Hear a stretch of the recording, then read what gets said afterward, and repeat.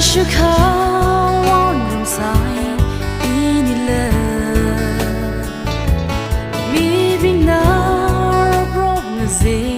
inile sha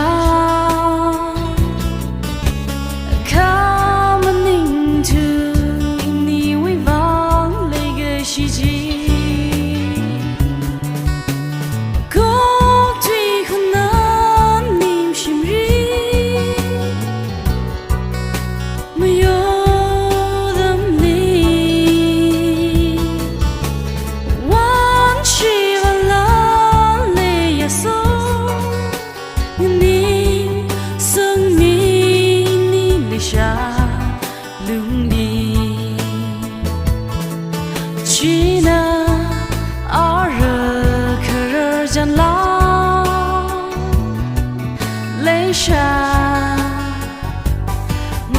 mi hao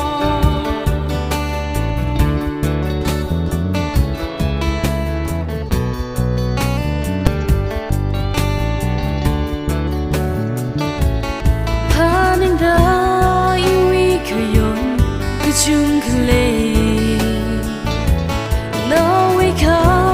yala kujung kle sa ba